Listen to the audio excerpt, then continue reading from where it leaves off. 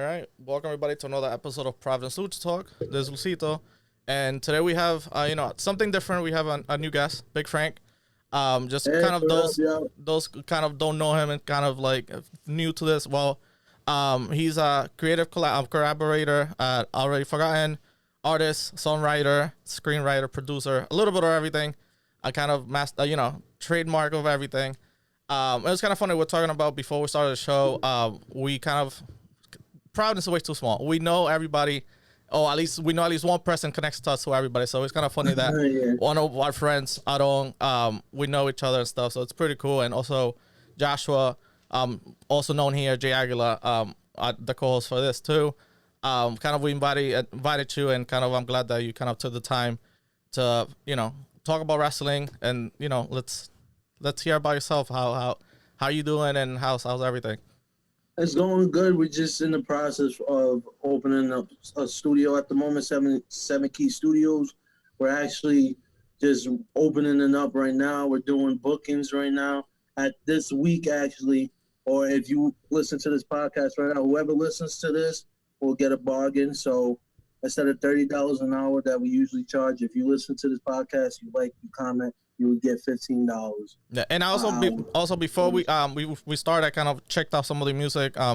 Good hip hop, kind of alternative, kind of combination of a little bit of. I feel like it's a little style of like New York, kind of Eastern like New York style music and stuff, which is pretty cool. Yeah. To be honest, I just do music that I feel as though is very what's with my mood. So Yeah. A lot of music is emotion. So whatever emotion I'm feeling, I feel like I try to deliver into that beat, or try to either tell the story or try to get that vibe. Nice. All right, so we had to talk about wrestling. Which I'm kind of glad that you're excited to talk about wrestling. I'm excited about this. It's kind of I this. always wanted to do something like this. Yeah, Always. it was kind of funny because this whole thing came about. Like me and Jay, kind of we knew each other. Kind of like a backstory. Me and Jay knew each other from high school, and we all watched wrestling. I've done wrestling in high school, and this all came about. He was like, "Oh, hey, you wanna meet up and start talking about wrestling?" I'm like, "Yeah, let's get into it." So then we created, Providence Lucha Talk, kind of like where we came from, and a little bit of everything. So we have the Providence and kind of like the wrestling lucha and talk. It's kind of like barbershop talk, which is pretty cool. But so before we start, what got you into wrestling, or you always been a fan, or? I'll be honest with you. Yes, I always been a fan of wrestling. Like, what made me? I'm different. So I feel like as though instead of the TV shows of wrestling, a lot of people like our generation, I feel like the Attitude Era was their like thing. Mm-hmm. To be honest with you, I haven't really been wrestling. What got me into wrestling really was the video games. Okay, like here comes So the pain. Like not House of Pain, more like Day of Reckoning. Okay, good. So a little bit way back. All right, like stuff like that, or like the one for Nintendo 64, WCW, Nitro Revenge. That's a classic to me. Like that game, or Flip. Even though I didn't hear the for example, if I never watched wrestling, it took me to the world when I played the video game. You know what I'm saying? Yeah. Especially, I would say what started it for me was the Nintendo 64 game of WCW. Nitro Revenge. That started everything for me. Yeah, and I feel like they've been slipping on the wrestling games too, because like I bought the new one just for the heck of it, because that was like the worst one they ever made. But I feel like I think one of my favorite ones, Here Comes the Pain, I think it was PlayStation 2 or 3. I think it was the Brock Lesnar on the background stuff. Oh yeah, it's that one was like you create a young character, theme song and everything. And kind of talking about music and stuff. Have you ever like considered kind of like that's kind of like your ear about music and stuff, like now that you kind of got into like music and kind of your background on wrestling and stuff, have you ever crossed your mind like how the music impacted like the character of a wrestler, or how that like affected you as a viewer? You know what I'm saying? Have you ever put any kind of two and two together, or how, like, because sometimes it's like a whole, if you think about it, it's like theater. So you know what I'm saying? Like music puts everything together and stuff. So like, has any of the wrestlers' theme song kind of like caught your eye when you were younger, or even now that you kind of have more of an ear for it, that like you can remember? No, it's so crazy. Like to this day, this is like one of my like guilty pleasures. But like I love watching like the Booker T like Titantron, Okay. like here and there, Yeah. like for me, I feel like Booker T's intro was like great, and I just like this Scotty Too Hottie. It was just like how Scotty Too Hottie, like that intro music was just fun to me, especially just being someone of color and then just hearing that, because sometimes I feel like wrestling kind of lacks diversity sometimes in wrestling. Yeah. So I would like Scotty Too Hottie was dope for me. Booker T, John Cena. Thugonomics, yeah. Thugonomics, John Cena was that guy. Even though the song he got now, like the one he's currently using now, that's a legendary. Yeah, Whatever and everybody, I feel like song is legendary. Definitely, even now that like they use it for like good and bad, because I think everybody's like John Cena sucks, and it's like it's kind of catchy. They could use it. It's kind of like it appeals for good and bad of the crowd, which is kind of that's how like music you get a reaction of it no matter what for the music. And just being a hip hop fan, that sample comes from MOP, Anti Up, so that sample just resonates well with people that love hip hop or hip hop fan. So when you hear that John Cena intro, you already know that's from MOP. So you're just like, oh, it's about to smack, it's about to go hard, and that's what I want to see. Because that John Cena theme song is just like it's a hit hard song. Yeah, definitely. I like that. I don't know if you've been keeping up with some of the wrestling now, but it seems that you mentioned that you like the stuff being a lot diverse. So everything now we seem, especially for Raw, it's very diverse. I don't know if you've been keeping up and stuff, but now it is. So it's like they have. Now it is. So are you liking that they incorporating diversity with African American wrestlers as well as Latin, or it's a kind of like about time that they've done this, that kind of came to the realization of diversity is good for business? It's bittersweet for me, I'll be honest with you, because I feel like WWE should have been on top of this a long time ago, type of thing. But I'm happy that black athletes that are wrestlers are actually having the opportunity to go for single runs or even tag team runs like Street Profits. Yeah. So I actually, or like Andrade is like one of my favorites right now. So like Andrade and like Cedric Alexander, Ricochet, like those are my favorite right now. But I love how they're getting opportunities now. I just feel as though they're just pushing the agenda too strong because they know how the environment is. Yeah. You know what I'm saying? I wish they could just get the opportunity regardless of their skin, knowing that they're just good wrestlers, you know? Yeah. So so basically it's like it should be more, not merit-based, but more merit-based rather than not business, but kind of capitalizing on what's going on the outside, bringing it into the business. Yeah. I feel like a good example is Eddie Guerrero's career. I feel like it's a good example of how Eddie Guerrero went from just being like that mid card to the main event person, regardless of what his ethnicity was. He just got that opportunity. That's why I want to see athletes not pushing like the skin color. For example, they're doing the Nation of Domination now. I think they dropped that. I think they were working on that. They were trying to get kind of two factions together. So the Hurt Business, which is MVP, Shelton Benjamins, and Bobby Lashley. So they were trying to do that as kind of like the heel side of Nation Domination. And I think it also be Ron Simmons with Ricochet, Ali, and like they were trying to do kind of like a Nation Domination kind of divided into two. So kind of heel and babyface and a heel side. I don't remember back in the day when they did NWO, when it was like red and blue and black, when basically, like, you know what I'm saying?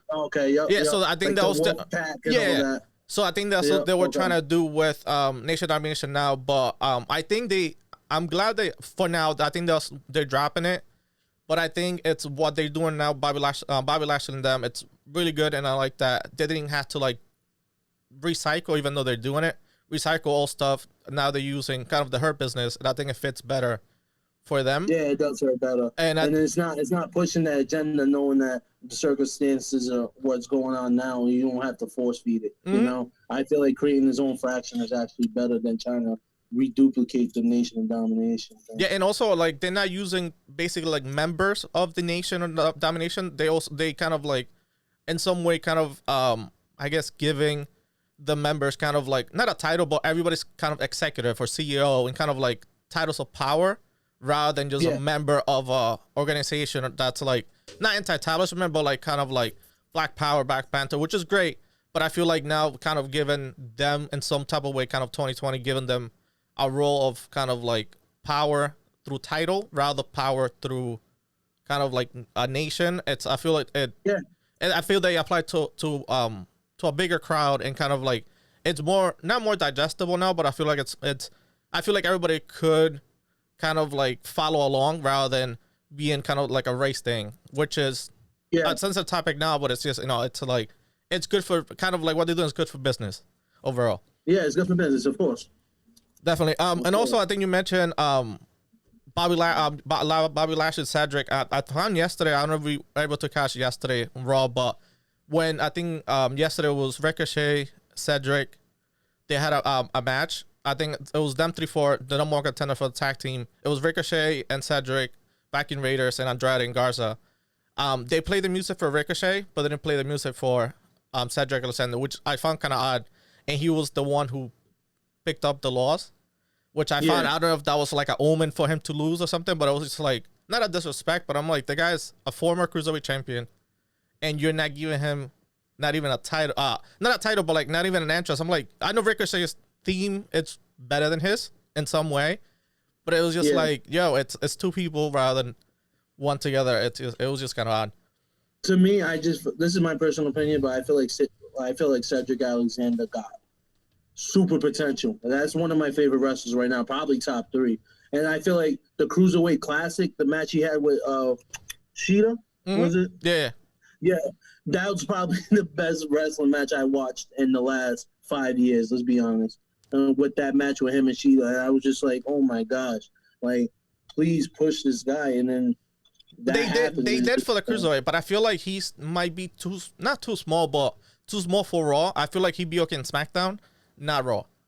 I feel like that Raw is still throughout the age. I feel Raw it's like the land of giants until maybe like 5-10 years from now.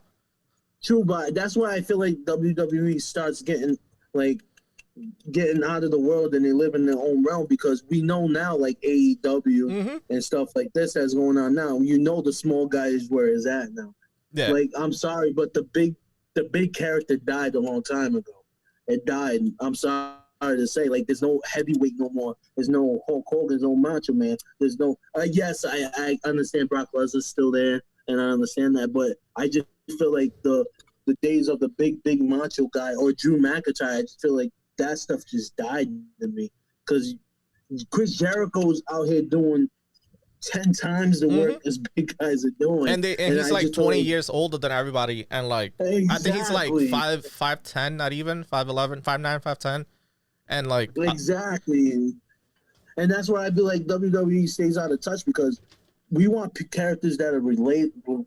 We want wrestlers that are relatable. I feel like when we're not in a generation where we're actually looking up to a wrestler now, if that makes sense. I feel like a lot of them praise, like, John Cena's a big dude. Like, that image is gone. That's why people hate John Cena. They don't want to be that. They want someone that relates to him. Like, that's why people love Orange Cassidy now, because he's just relatable. Yeah, and he's funny. I feel like Jericho's doing his thing. True, and also I feel like if you get to people through either moves like super athletic, or you connect with people kind of through story or like comedy and stuff, I feel like Orange Cassidy, he could wrestle. Like, we seen it when he went against in the last pay-per-view against Chris Jericho, which was great. But I feel like him connecting with people kind of in a funny way, like doing his stupid stuff that he does, I feel like it got him over throughout the indies and kind of like helped him momentum-wise. Because I feel like we're more forgiving. Exactly. I feel like we're more forgiving kind of like of how you look rather than how we connect through you, either through storytelling or through kind of like your moves and stuff. Because like, for example, like the opposite's like Roman Reigns. So like, he got all the moves, he has the look and everything, but for me, he doesn't connect for me. And for me, it's like he's overhyped, overpushed for no reason. Let me say this: WWE tried to push the Shield wrestlers for the longest, and I hated it. I hated when they still do it now with Seth Rollins, Roman Reigns, or even with Dean Ambrose now with Jon Moxley. Yeah. But like Jon Moxley's now is just like the character's relatable. He's not showing up to be like the head honcho. He does what he wants to do. You know what I'm saying? He's like the AEW Stone Cold. I don't want to relate it to that, but that's his version of that. So we just want relatable characters. Don't get me wrong though. If a big guy can do it well, Like I like Lance Archer a lot. I feel like Lance Archer is a good type of. Yes, Yeah. we probably have. We could probably got opinions on that, but if you use him more of like, oh my god, I feel like he shouldn't talk. I feel like he should be not the silent, strong type, but I feel like the moves he got, he looks menacing. But I feel if you have Jake Roberts, probably one of the best people talking, you shouldn't be talking. That's the same thing that happened with Brian Cage. Like super menacing, he's huge, and he moves like a cruiserweight. But as soon as he starts talking, it's just like, what happened? Like, yo, like, it's not. That's a good example. I feel like Braun Strowman became that. Same thing. I feel like if Braun Strowman was quiet, I feel like he would have been a better character to me. Mm-hmm. Like, don't get me wrong, I love big characters. Like Bobby Lashley's more quiet now, and I feel like that's better for him. Mm-hmm. But I think he's not talking a lot. True, but I feel like now they're giving him more like latitude to kind of be himself. I feel like he's getting some of the push of MVP that they letting him to like just not say whatever, but like with him say things that he would say, not say things that another person wrote for him. And I feel like he's kind of coming back around and kind of like earning people's trust and kind of like voting for him, potentially being the new champion. Hopefully, I've been rooting for him since the first when he came back from TNA. I'm like he either needs to go against Brock Lesnar. Which that would be great, him and Brock Lesnar. That'd be great, yeah. But it has to be in a cage match because they both used to be like MMA fighters. So not take it to the like reality, but like keep it in an enclosed environment that they both has to like be resourceful of like their kind of training from MMA, plus also give us a show, which I feel like that'd be kind of interesting. I don't think it's ever gonna happen, but maybe money talks and maybe we'll get it later on. This is my opinion, though. This is my thing. You could probably continue from where I'm going, but I hate when wrestling ends up becoming an MMA type of thing. I feel like since Brock Lesnar came onto champion, since he came back and returned, I feel like they try to push that MMA agenda. Mm-hmm. Same thing with Ronda Rousey. But Ronda was just for money. That. Yeah, I feel like Ronda never cut it for me. I feel like she got like a free pass to a title, and it's just like they know how to. It's basically role wrestling entertainment. So it's like she was entertaining. She was putting butts in seats, and she made you the money that you had to do that you paid her. So they got a return on investment, which was great. But I'm kind of like, I'm glad that she made her mark in wrestling, WWE, and she basically did her thing in UFC. Future endeavors, whatever she does, great. But I feel like she kind of collapsed the women's division altogether, and it was just like for me, it was not distasteful, but it was just like she didn't do that much of an impact in comparison to Shayna Baszler, which is a complete 180 of what she is. Exactly, and I feel like I hope I ain't getting too far here, but no. I feel like as though I don't know. Remember the match with Brock Lesnar and Randy Orton? It felt like more of an MMA match. Mm-hmm. You remember that? Same thing with Brock Lesnar. I started being disinterested. True. That's why I started being disinterested with that stuff. What's another match that happened that occurred? I think also was Brock Lesnar and John Cena that kind of turned into like not a bloodbath, but kind of just suplex and elbows. Same thing with Randy Orton and Brock Lesnar. Yeah, I feel like who did a good job of trying to contrast the two was Undertaker. Remember when Undertaker would put you on the ropes and then he starts doing the punches like that? Yeah. That is cool to me. But I feel like when you start bringing that MMA style into the ring and you know it's wrestling, I just feel like it starts being disinteresting to me because I don't want to see people getting beat up for real. Like I understand this sport and I understand wrestling. Like when you start bringing a different element to it, I understand different wrestlers have their own thing, but like sometimes it disinterests me. Sometimes. True. I feel like all the people that I could think that maybe might change their mind, probably Matt Riddle on SmackDown. He has some MMA background, but he's basically Shawn Michaels with MMA. Basically, like has like I don't know if you've seen him or not, but he's entertaining. Same thing. Not really, but my question is to you, like he's probably a good wrestler, but I just feel like the more people that do MMA styles taking over wrestling, I don't like that. I understand there needs to be a balance and everything. That's why FTR now is so good in the AEW because they bring that old school style wrestling. I don't want a bunch of MMA wrestlers having the same fighting style. You know what I'm saying? But like, if you think about it, MMA, also sorry to interrupt, but there's like also like if you're more submission based, like for example Dana Bryan's and Timothy Thatcher, FTR, and like old school stuff, do you get a little like kind of scent of MMA? Like you don't have to be straight up like MMA, but I feel like having some knowledge in that stuff, I feel like it adds to the whole concept. I get that, I get your point that it's bringing people from MMA to WWE just because makes sense. Like the Tyson Fury, that was ridiculous. Like why you have a boxer, like that was just a spectacle, which was great. It fit for Saudi Arabia, and they needed something. So So my question to you is, what's the best matches you watch? Just give me two of them, but give me the best matches you watch so far. It doesn't have to be a top five, but no, I would say currently, my guy is Rey Mysterio. So anything Rey Mysterio does before he came back from Lucha Underground, anything before that, okay, great. I that's my dude. Like I feel like I could, like you mentioned, like I could relate to him, and I met him. I'm short. I'm like 5'4". He's shorter than me. Crazy. Jeez, yeah, I didn't know he was that. He was short. He's short. His hands are huge, but like he's built out. But he's like, I feel like I kind of connected to him and stuff, and also like the stuff that but anything Rey Mysterio, I really like. I would say the one with anything Finn Balor, I enjoyed, but I feel Finn Balor for me now is getting kind of stale. What's that certain match though? Give me one certain match. I would say you feel like so let's do Finn Balor and Rey Mysterio. What's that one certain match you was like, I remember till this day, and that was a good match? I would say the Finn Balor one when he won the Universal title before he got hurt. That was for me. That was a good one. That he SummerSlam, right? Yeah, I feel like the first time I think he was the first Universal. That was good. That or anything. I think it was Ciampa wrestling all together. Ciampa and what is Johnny Gargano? Those are really good wrestling matches. But I feel like you're bringing indie people. They're not WWE people.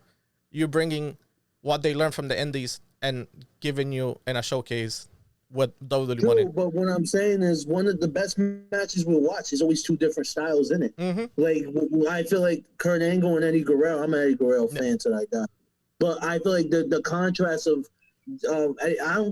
is Eddie Guerrero a high flyer? I want to consider him. He did some moves high flyer. Yeah, he changed afterwards. Before he was. Yeah, when he was in Cruiserweight, he was more high flyer than when he bulked up a little bit. Then especially the one he went against. I think one of the top fights for him and championship and stuff when he beat Brock Lesnar for the heavyweight champion. That was good. There you go. I feel like the contrast in wrestling, like I don't want an MMA fighter fight MMA type of wrestler fighting another MMA type of wrestler. And I feel like as though Randy Orton and Brock Lesnar, it didn't work because you brought the MMA style into that wrestling. Mm-hmm. What I'm talking about is that styles need to contrast well. AJ Styles and Undertaker, why it works so well because they have two different styles of what they're doing. And I feel like as though sometimes, to me, I feel personally, just like I feel like there's some matches where they don't either click well, they don't mix well because the styles is just like it's too similar to me. True. That's why, for example, you can't put a high flyer with a high flyer. It's just unless I feel like big money matches, you can't put, especially small guys against small guys, unless it's for the title for that. I feel like you need a difference. Here's a good example. I'm sorry to interrupt. No, go ahead. Daniel Bryan, Randy Orton, Batista, 3 different styles. Mm-hmm. Why is that main event so good? Because the way Daniel Bryan delivered. Yeah. In that main event. And that's why I feel like you need different styles to balance each other well. You can't have a high-flying tag team with a high-flying tag team. I think an old-school tag team type of tag team with a high-flying tag team could be a better match. And you try and bring two same styles together. That's just my opinion. True. So kind of keeping the different styles and tag teams together. I know Raw, Andrade and Garza won the qualifier to go for SummerSlam. And they're facing the Street Profit. Do you think the Street Profits are gonna retain, or are they gonna? For me, I want the Garza. Basically, a new title change. For me, I want Andrade and Garza to win it. One, because I feel like they finally found a common ground, and they look like a team now. They not dressing alike, but they dress similar. They look like a team now, even though there's some internal feud and stuff. And I feel like Street Profit haven't accomplished that much in the title reign. Some people. I'll be talking to people like, oh, the Raw Tag Team title. I'm like, who are, like, people, they're not like that. People are not that aware of them. Do you think they're going to be able to retain, or are they going to lose against Andrade for SummerSlam, if SummerSlam ever happens, because that's another thing. If I was a creative writer for that match, I think I would go for Street Profits retaining it. Okay. Because you could start building the story after that. Regardless, I just feel like it's much better for Garza and Andrade to just really feel like you need to take that L before you can win that title. Okay. So I feel like they take that L. I just feel like the story can build more on that. Because if they end up winning, then I feel like Street Profits are going to lose again. And then they're just going to fall in the bucket. I don't want that to happen. Because Street Profits is a good team. So if you let them win, you build off that. I think both sides can win in that storyline. I feel like I see your point of view, but I just listen to this hypothetical. Imagine they lose, right? SummerSlam. And they're good guys for the moment, right? They beat up on, and they turn, this is a way for them to turn them heel, and they join MVP's Her Business. So you have a tag team, Street Profit. You have MVP as, U.S. champion. You have Lashley, potentially could be the heavyweight eventually. And you have the 24/7 Shelton Benjamin. And I feel like that'd be a way to kind of like complete the group of the faction. So cool. Because if you end up doing that, that'd be like the new age evolution. You know what I'm saying? You can do that. Yeah. Then they could win it back with them being a heel and kind of wipe Angel Garza and them, and they kind of like could separate, because there's tension between the two cousins. True. I agree. Do you have anything any favorite promotions? I know you mentioned AEW, NXT. Do you have anything like a preference in either? I think most of the brands, either NWA, NXT, AEW, SmackDown, Raw, MLW. There's a bunch of them. If you had to watch like one day, let's say you had time, which one do you prefer to watch? Or are you old school, kind of going back to WWE all day long? If I had to pick, and it sucks sometimes because I can't watch it, I have to be particular about it, would be New Japan. Okay. I just feel like New Japan is just like that promotion, just like you could be a casual fan, but like if you're just a fan of just like seeing like athletic type of wrestlers, just like something different, the coach is different, the environment's different, I feel like New Japan would be that for me. Okay. But they're so hard for me to catch. Another one too. There's one in Mexico. I don't know what it's called. It's like AAA, right? Yeah, AAA. Yeah. That one's. I be seeing like the oh my god videos on YouTube. Oh my! I want to watch it. Like that stuff, I want to watch, and I can never catch it because that stuff is crazy. I feel like that beats American promotion any day. Yeah, and I feel like that's very traditional too. I feel like they do the 3 counts. They don't do like you get pinned once and you get out. Now you have to get pinned 3 times, basically 2 out of the 3 to win. And they don't have it now, but back in the day when I used to live in Puerto Rico, I would used to be able to watch. We could catch it. That was like a Saturday thing. That basically was watch Puerto Rico wrestling, AAA, then any recaps of like the week of wrestling. And wait, so who was in Puerto Rican wrestling? Like, who was the wrestler? Like Carlito? So basically, it's ran by Carlito's dad, Carlos Colon. That's like the kind of the Vince of Puerto Rico. I think it's called WWC. I think it's Consejo Mundial de Lucha Libre. They have basically a lot of people that get injured. They kind of connected with WWE. So whoever gets injured needs to do rehab or whatever, or kind of like a rebranding of their gimmick or whatever. They go to Puerto Rico. That's what happened to Jinder Mahal when he got hurt. He went to Puerto Rico, tested out all his new moves and stuff because he's kind of out of sight, out of mind. Then when he came back, that's when he became champion. I think last year, 2 years ago. So Puerto Rico has Carlito. They have Ric Flair has been through there. Who else? Epico and Unico, the cousins of Carlito. They've been over there in Puerto Rico. So they have.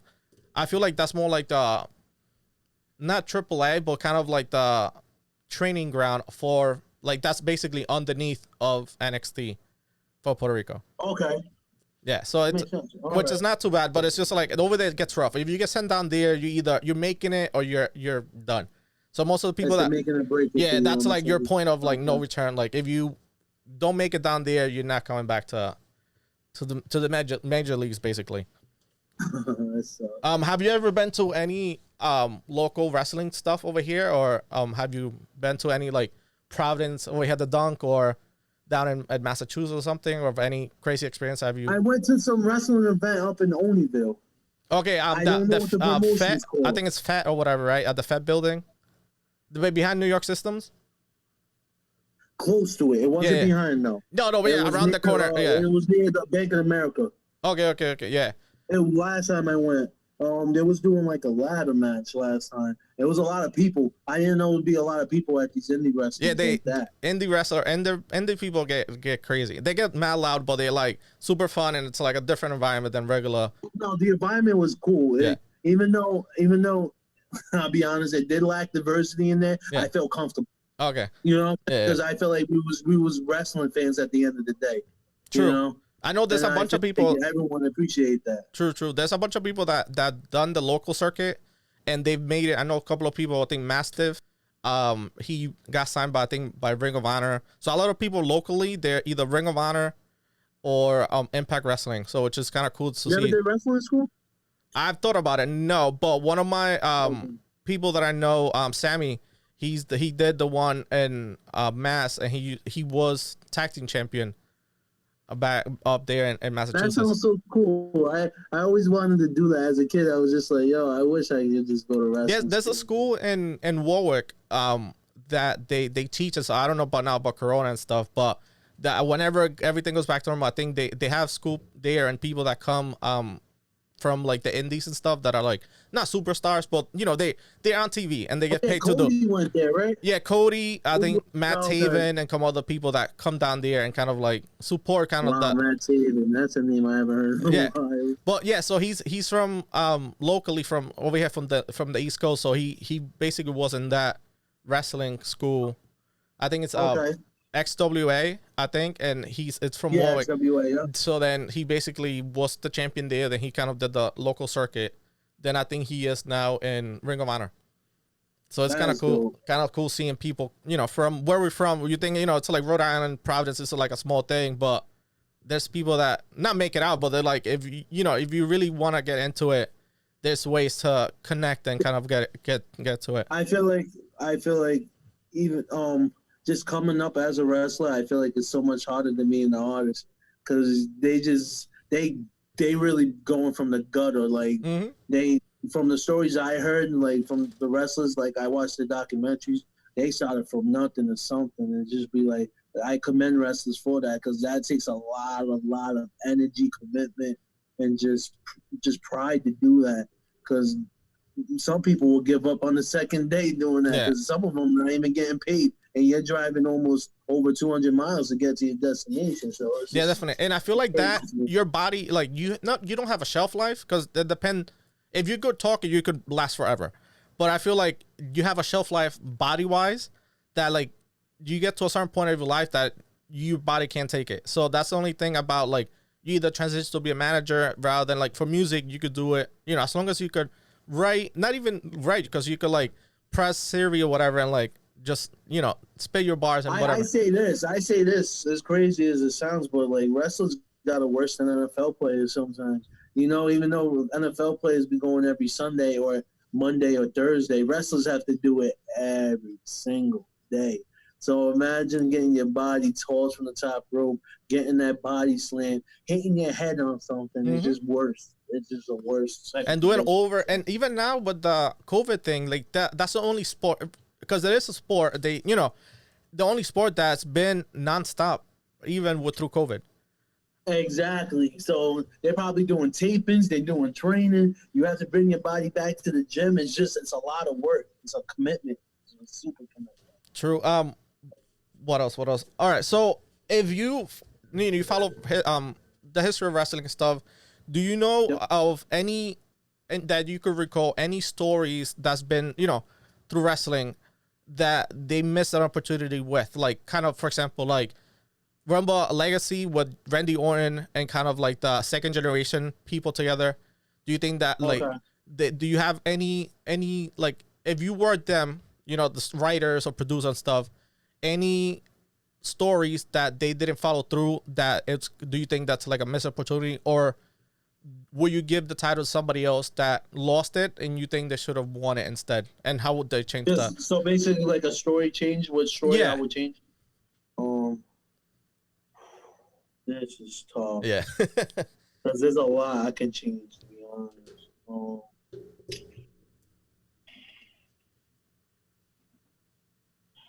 I'm trying to think. Did the Bastion brothers ever win the title? I think they probably won it once, but they were more like a comedy thing. So that I think they never got. Because the Bastion brothers pissed me the hell off. Yeah. I just wanted them out of there. Same thing, remember? I think Oink or whatever, the clown back in the day. Yeah. Boink. Is it Boink? I think it was Boink. It's just something I have no clue. It's Oink. It's Boink. I remember from the. Yeah, I remember for the video game. So he was like had the electricity shock like the handshake and stuff. Yeah. Which was mad funny. But yeah, I feel like the most recent. I feel like I'm okay for now. I'm okay that everything has happened. I've been okay. You know, the Coffee Mania, great. You know, that was needed. I also will say like McIntyre, great. He beat Brock Lesnar. Same thing with Seth Rollins, even though that was overplayed. You know, for last year, I feel like everybody has gotten their shot. I feel that, but for me, Bobby Lashley should have won it against McIntyre. Because I feel like I can agree with that. I feel like somebody like that of that caliber, especially that he came from another company.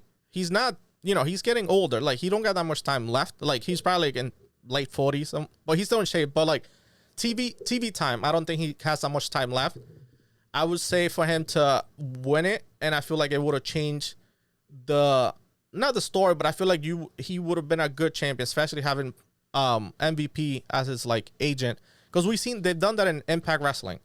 So I feel like not copy and paste what has been done, but literally he beat McIntyre back in Impact for the title with MVP. So it's just like you've already seen that, just especially because I was during COVID and stuff. I'm like but I'm glad that McIntyre has it and he's been a good champion, and he's gonna lose it eventually soon, especially the RKO that he got yesterday out of nowhere. That was ridiculous. All right. I was thinking about the question, so I got a couple. So I'll just state the couple. Why not? I feel like the return of NWO to WWE was kind of trash for me. I feel like they should have changed that. Sting coming to the WWE, I feel like that image is ruined now for me, because he was that ghostly figure. He was that phenomenal. Mm-hmm. So him getting hurt by Seth Rollins, like, come on. The way they booked Charlotte Flair to win every title pisses me off. I feel like it was needed. Like I get your point, Chi, but I feel like they had no other choice at the moment. So I feel like you needed somebody like her to like be the flag bearer of the, like, at least you needed something stable. Because I feel like nobody in the women's division, when she was champion of all three, or well, all two, whatever, there was nobody at their level yet, even though it should be their job to elevate all the talent and kind of bring everybody up. But I feel like they didn't have any trust on other people to do that, because, you know, Bayley was champion. I think when she got, basically you had Bayley, Becky, and Charlotte, basically a champ for each brand. But I feel like besides them three, there's really not a big, like, there is a big gap between the champion and everybody else. You know what I'm saying? I think Naomi's a good wrestler. Okay, all right. Talking about Naomi, do you think the whole thing on Twitter that she deserves a thing? Do you think, I'm kind of paraphrasing what Booker T says, an opportunity shouldn't be given, it should be earned. Do you think that she's earned it, or do you think they should not give her opportunity, but do you think she has to earn, like, work her way up like old school, or do you think they need to figure out a way to write her into a good story to be in position to... The second one. The reason why I say that, because they're not giving her opportunities to do that. Okay. So I feel like the more developed that story, like, I love wrestlers using Twitter, to be honest, because it gives a different element onto things, you know? And she's keeping up to the times of the stress, but like, yo, I don't have no opportunities. You're giving them to Sasha Banks. Let's go back to the book thing. Finn Balor going to the NXT, whack. Yeah. He should've- I, he's come on, he's good enough. You're telling Yes. me you gotta bring him back to NXT to do that? but Come on now. NXT needed a lifeline. NXT. You got Johnny, you got Tommaso Ciampa, you got Johnny Gargano, They're not you got Adam superstar. Cole. They're not. For me, they're not. They're superstars in NXT. But if you go to not, because it's basically all three brands, quote unquote, are treated equally. But if they go across the other two brands, they're gonna be lost in the shuffle. We all, you know, I know you know this. NXT's the best brand. It is. Out of Raw and SmackDown. Yeah. So yeah, the build a brand, you should have had Finn Balor on the same thing on Raw. SmackDown's actually better than Raw now. But I feel of Raw at the moment it's better. Wrestler talent, SmackDown has the talent. Story horrible. So I feel like they lose me, like in story that they're telling stuff. Like they have karaoke matches and stuff. Like it's just like no, you have people there that you could put in real matches, real contenders, like make it a real show, and they just lose. That's why sometimes I don't even watch the 2 hours of SmackDown because it's just like you wasting 2 hours of my life. This is my problem. Okay, now we're expressing my concerns, so I'm gonna express my concerns here, and you can validate it or not. Tell me why Drew Gulak got a better opportunity than Cedric Alexander got right now. Because SmackDown is a land of opportunity. I feel like that's all right, but Cedric Alexander is better than Drew Gulak, no? They're different styles. I will say. I feel like Cedric is good, but I feel like Gulak is more basically he'll be like the counter. Like if I want to fight, like wrestle a high flyer, I'm gonna do a submission person. Or like a mat-based person. That's what Gulak is. So they like the yin and yang of each other. So we seen that when they were battling for the Cruiserweight title. And Gulak took it from him. All right, so you was watching 205 when it was coming out, right? Yeah. Okay. I was a big fan of 205. Yeah. And they should have put it on regular TV. Cedric Alexander by far was the best superstar on there. We all know this. Yeah, but I feel like he doesn't. For me, he doesn't connect. You know what I'm saying? Like he's very athletic, cool, everything. You know, and same thing with like the lumbar check and everything that he does, great. But that's one of the best finishes. No, it is. But I feel like I don't know. The 630 is better. Ricochet. I know he's not a cruiserweight, but that 630, bro, like. That 630, it's better than the lumbar check. Man. All right. Out of all finishes, right? I'm gonna keep cruiserweight wise, I would say. But Ricochet's not cruiser. He didn't partake at 205, so I would say the Phantom Driver. That's good. Okay. And I will say the lumbar check is. I will say the top three. It's there, and I will say the what is this guy's name? He was Neville, but the submission that he did. Okay, gotcha. I would say those three. With Pac, right? Yeah. So those three, I would say those three overall. I still like my 619 back in the day. Like Rey Mysterio or the Frog Splash, but they're not in the division. Wait, so let me ask you a question then. How did you feel about that eye match? That was just. Do you need to wait to write him off TV? Because I think they were doing contract kind of like contract negotiation stuff, so they couldn't agree on something. So I feel like that was a way for him to step back and his son to come in. I feel like it was trash. I want it to be literally the like line was trash. It man. was, but they made it into something. I understand that, but you're gonna do an I Quit match. That's like Rey fucking Mysterio. You're gonna make him lose an eye. Come on. Of all the shit, like let's be real. Rey Mysterio's legendary status in regards to wrestlers. When you see him, you know who he is. Yeah. And you make him do an eye match. Seth Rollins is the most overrated wrestler ever, and I can't stand it. But that's their golden boy now. That's the issue. That's their John Cena. That's their Roman Reigns. That's their golden boy for Raw. That pisses me off because what I heard was Seth Rollins, he's not cautious in the ring. With Sting, he broke his neck. With all the wrestlers, he made them get injured. So it pisses me off that still a Shield member is still getting more shine than people that I feel in WWE now are way better than him. They just not giving him that chance. Murphy, come on now. Yeah, but I feel he's gonna be out off TV soon. I feel like you're gonna not get your wishes, but I think he's gonna be out of sight, out of mind for a while because of Becky. She's pregnant, so I think he might be out, and I think he might get betrayed by Murphy because I feel like there was a little not disconnect, but I feel like he didn't want to listen to the leader, and I feel like he wasn't appealing to his good side. I feel there's still some good in Murphy that he eventually will like go against Rollins and kind of get him off TV for a little, which is needed, I think. So how you feel about the women's division?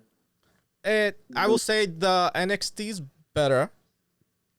Story wise. Okay. Story wise, not talent, like skill wise, horrible. I feel like the best. Thank you. Okay. I feel like the best, and that's not saying much. The best women's division, I would say AEW has it, and they doing it, and also they have enough people. They're bringing people over. Like I like that they brought over Ivelisse, which is great because she's Puerto Rican, and I think they brought Diamante. They're bringing a lot of like Latin based wrestlers from other companies and stuff, which is great. So they're making it more diverse, and they doing a tag team women's division.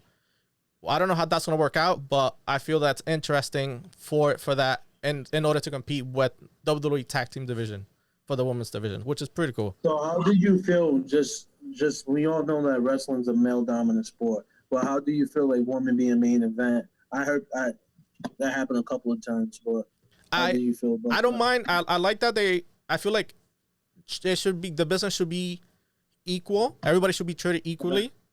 I feel if you have enough stardom, story, for me it's like stardom, skill, mic work, and story should trump over everything.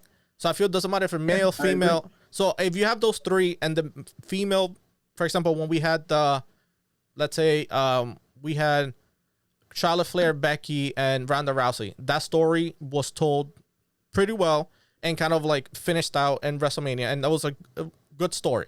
So they kind of main evented. So if they're able to capitalize a good story that's better than the men's, go with that. But I feel they don't invest that much time in the women's division. I feel that, for example, I don't know if you heard of Tessa Blanchard. She was the heavyweight. She beat Brian Cage like 6 months ago for the men's heavyweight champion. It was a good story. I'm glad she was the first woman to, besides China, she won Intercontinental, but the first woman to win the heavyweight title of any company. But I feel like after a point, it's not believable unless she got help, which she never did. You know what I'm saying? Like if she had a manager or somebody, you know what I'm saying? But it's just like her winning the belt, great, and it's kind of being history. But I feel like it kind of backfired because she kept the title hostage. Because I heard contract was up and she had the title. So they had to get a replica. Oh, wow. They had to get a replica title for the, I think, Slam University, which was last week or 2 weeks ago. So they had to get a replica one of that to give to the winner of the match. Wow, that sucks. So I feel like the women's champion, great, and I feel the story is great, but I feel like it's, if you're gonna make it believable, make it. For example, I would say like, let's say Nyla Rose against any man. Great. I see that, and it's feasible because she has the strength and the power to, go against a guy. Same thing with Nia Jax. She's 5'10", big lady that she could, she took a RKO in 619 and she seemed okay. So like people like that, if you build stories that them going against like men is believable, but I'm not going to have somebody like, for example, I don't remember Riho from AEW going against a man.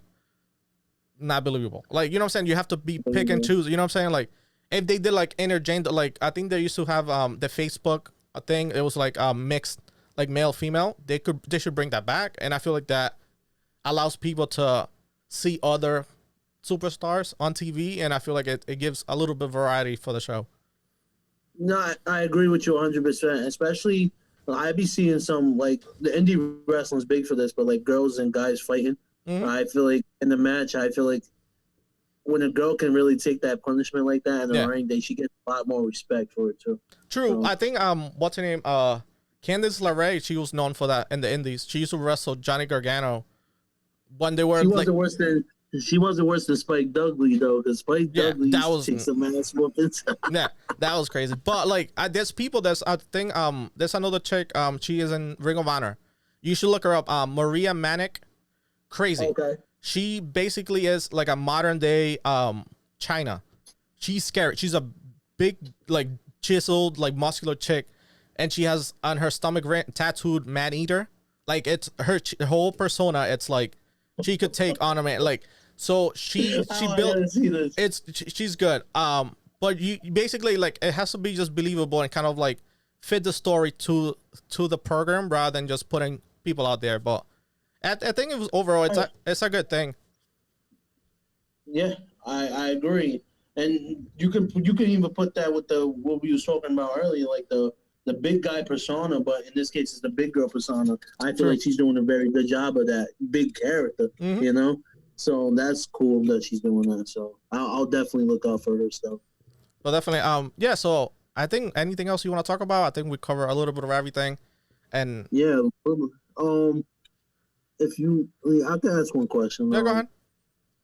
What would be your top fantasy match if you had to pick? Just say one match. I would do a Fatal 4 ladder match. Okay. Living alive or anybody? Anybody. Let's do anybody. All right. So I'm gonna do my top 4 people in a ladder match. I would do Rey Mysterio at their prime. Rey Mysterio at their prime. Okay. Eddie. Finn Balor. Okay. And Ricochet. In a ladder match.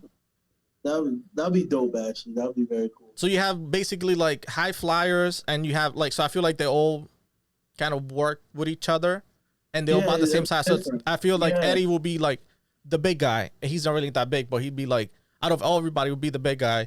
Then you still have like basically new era, or even a tag team, Finn Balor and Ricochet against Eddie and Ray.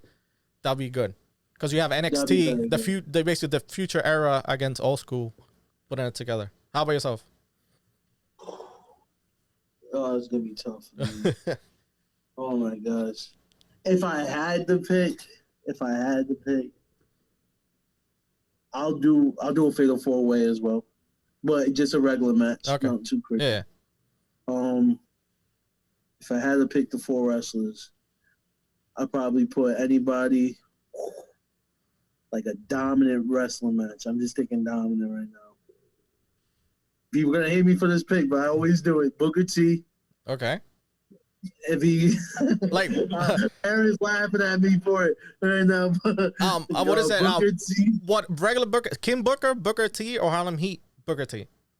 Harlem Heat Booker T. Okay, so you're going old school. Okay. All right. Okay.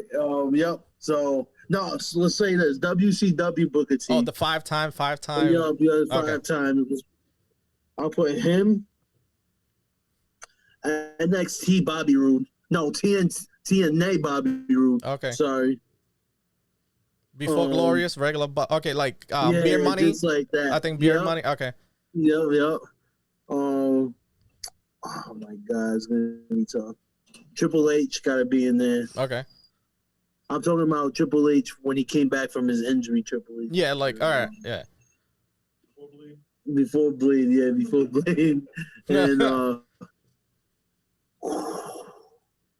so you got two Hall of Famers, one guy that TNA Hall of Famer, he disappeared now. Yeah. But who's your wild card? If I had to pick the last one, it's just gonna be oh my God, I'm gonna do it.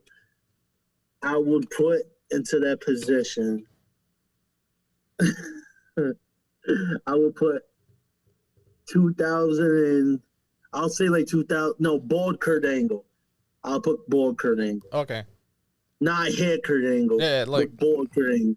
Because bald Kurt Angle, even though he was a little bit older, he was popping them pills. I just feel like that bald persona, he had the attitude, the charisma. He had the just like that. He just had that swag to him. he was like that was prime Kurt Angle to me. So the bald Kurt Angle was just like he was more mature. He could move better. He knew what he was doing and like stuff like that. I just put Booker T into anything. Yeah. So that's my guy. And I feel most of the people that you put in, they even before the match, they'll be excellent promos against each other. I don't know about Bobby Roode so much, but promo wise. Oh come on, you said and Bobby Roode had that TNA type of persona, how he used to, and you put that into now, he's guaranteed winning the championship right now. I'm telling you. Yeah, I feel like he might be the hidden secret of Raw because he got moved over to Raw with the AJ Styles trade. I think it was him, Dolph Ziggler and Ali went over to Raw and they brought AJ Styles over to SmackDown. So we haven't seen him in a while. So I'm telling you, Bobby Roode can be that. I'm telling you, I think Bobby Roode can fill that void in Raw once Brock Lesnar's done. But I feel like Bobby Roode will be that. Don't sleep on him. That's all I'm saying. Don't sleep on him. Because he was killing it in NXT. He was killing it. I feel like NXT, but I feel like he was a big fish in a small pond. I feel like now he's in the land of giants. I feel like he's going to get lost in the shuffle. But we'll see. I don't know. We haven't seen him in a while. Feel Bobby Roode and AJ Styles will definitely be a main event match now. Yeah, but they're separate. Story. But the thing, they're separate right now. So unless they do a reshuffle again, and they put them together. That's what I'm saying. Yeah. Off a right story, that will definitely be a main event in the right circumstances. So that's it. I just put Booker T into anything. So. All right, let's leave it on a good note with Booker T in the Final Four. Let our audience know where they could find you, social media, any future projects that you got going on. Yeah, my social media is going to be TheBigFrankC, the Big Frank C. You can find me on Instagram, Facebook, on streaming platforms like Spotify, Apple Music, Tidal, whatever you guys listen to. It'll be Big Frank, one word, so no space. So it'll just be Big Frank, and you guys can listen to my current mixed album now, my EP, and I'm releasing something this year also. So it'll be very cool. And if you guys listen to this podcast, you get $15 off on every hour. So it'd be $15 every hour at the recording studio if you listen to this podcast. All right, excellent. Thank you for your time, your knowledge about wrestling. Hopefully we could get back together and do another. Man, you gotta come with me if SmackDown or Raw ever comes to. Oh yeah, definitely. Center, we gotta do it. I was in the front last time. I was just like, I think that 2 years ago I was in the front, literally like a seat away from the match when Baron Corbin lost the briefcase. I was like literally like second row. Oh, you was there? Yeah. You was in that one? Yeah. Yeah, I was at the current one where who came back? Dolph Ziggler came back. Yeah, I was there, and also when that was there, I was there when he came back. Same thing when when Roman Reigns said that he was gonna like retire, whatever. I was in that one too. Basically, anything 2016 and on, I've been to but I've been trying to move around. Must be having a lot of history, huh? They have some good ones. Crazy. Yeah. And I will say, if you ever want to go, if we probably could make a big thing or whatever, like a big group thing, whatever, but. Whenever this whole thing is over for AEW, I bet I went to the second taping of AEW. That was ridiculous. That was crazy. Oh, you went to the one in Boston? Yeah, that was lit. Like I'm telling you, that was like that crowd was lit too. I wanted to go so bad. I was so close to the entrance. I did it on purpose. I was like next to the ramp, and when the Young Bucks threw like their entrance, you know how they throw like dollars, whatever. Yeah. During commercials, we asked one of the guys to throw us I have like. I got $2 bills from them, like from that show. Wow, so you was just waiting online for them tickets? Yeah, I was like, I got them there. I was like, yeah, I paid a little extra, but I'll make sure that was me and Jay. We went. It was lit. I think we posted because we had pictures and stuff on Facebook. I think about it. It was crazy. Because the resale value on the tickets were crazy. Yeah. And the front row was only $50, so imagine them bots. The bots took over, Mm-hmm. But I was able to find some side view seats. It was great because I got literally next to the entrance, and it was like at a good angle to take pictures of videos and stuff. But that's what's up, yo. But yeah, it was they good. Need to come here. How did they not come over here? I think they went to these other places. Not yet. I feel like they doing the big like Eastern, like let's say Boston, Chicago, like the big highlights throughout, like not the big, like not TD Garden, but they go to like Boston University, so they do like second tier stadiums, so they could afford. Then as soon as they grow their, which they're growing their like audience and stuff, they're gonna be able to give us bigger and better shows. But I will say 2-3 years from now, we're a big indie town. yeah. They don't need to do Dunkin' Donuts Center, but they can do something. Mm-hmm. I think like the Ryan Center would be perfect. Yeah, that'd be crazy. Like that day, down there's gonna get packed, especially with the That's AW what I'm people. saying. Yeah. But yeah, So- but all right, thank you for your time. This is another episode of Providence Lucha Talk. You can find us on Facebook, Instagram, Twitter, also Apple Podcasts. This will be at least by Wednesday or the end of the week. This will be the audio format on Spotify and Apple Podcasts. And you can find us on, like I said, Facebook.